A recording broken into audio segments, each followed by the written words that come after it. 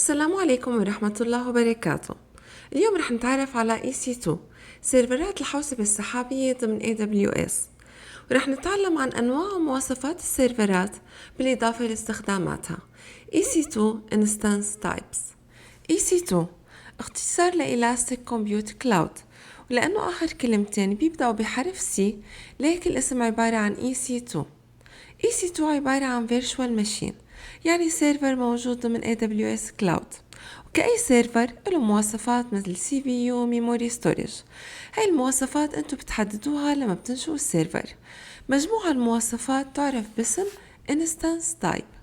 ضمن حساب AWS فيكن تستعرضوا الانستانس تايبس أنواعهم ومواصفاتهم.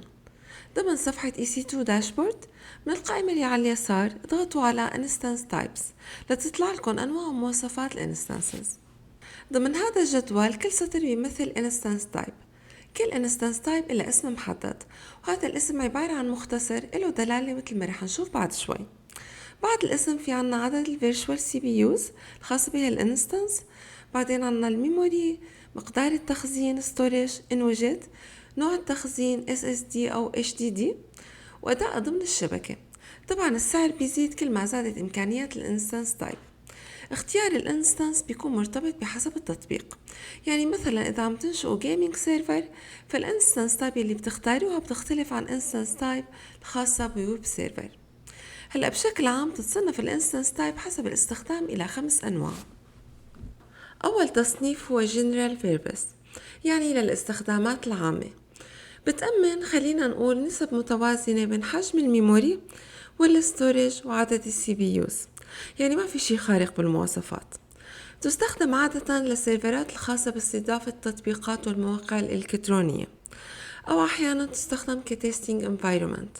يعني بالعادة لما تبرمج تطبيق بيكون في عنا 4 environment: development, testing, UAT and production. كمان تستخدم الجنرال purpose instances بمثابة كود ريبو، أو يستخدم السيرفر ليخدم مهمة محددة ضمن مايكرو سيرفيسز architecture. الجنرال purposes تشمل الانستانس تايبس يلي بتبدأ بالأحرف T2, M5, M4, M3. في عنا هون بالجدول بعض الأمثلة على General Purpose Instance Types. التصنيف الثاني يعرف باسم Compute Optimized، بتتميز بأنها بتحوي على High Performance Processors، يعني معالجات ذات أداء عالي جدا لتخدم التطبيقات يلي بتتطلب أداء عالي من ناحية المعالج Processor. تستخدم عادة لتخدم تطبيقات مثل الميتا ترانسكودينج، الجيمنج سيرفرز، واللونج رينينج باتش جوبز. الانستانس تايبس من هذا النوع بتبدأ بالأحرف C3, C4, C5. في عنا هون بالجدول بعض الأمثلة على الكمبيوت اوبتمايزد انستانس تايبس.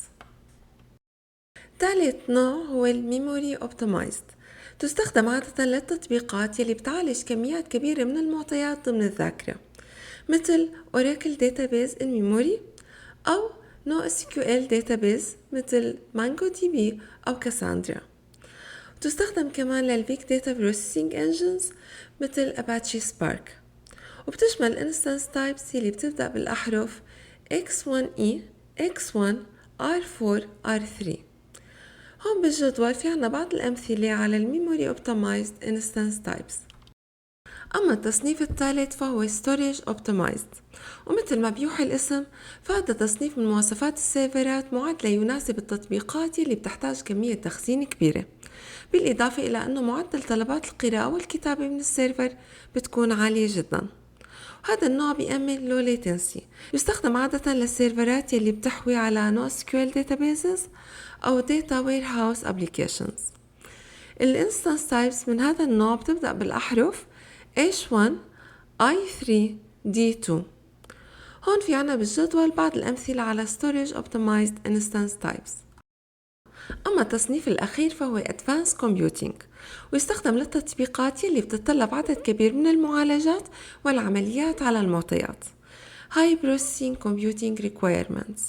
أمثلة على التطبيقات اللي بتحتاج سيرفرات بهالمواصفات هي تطبيقات خوارزميات الذكاء الصناعي Machine Learning Algorithms، بالإضافة إلى التطبيقات اللي بتساوي محاكاة لبعض الظواهر مثل فيزياء الجزيئات أو ميكانيك الحركة أو ما شابه من التطبيقات اللي بتتطلب كم هائل من الحسابات.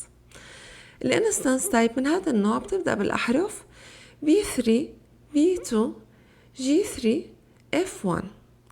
هون في بالجدول بعض الأمثلة على Advanced Computing Instance Types. وهيك بنكون وصلنا لنهاية فيديو اليوم.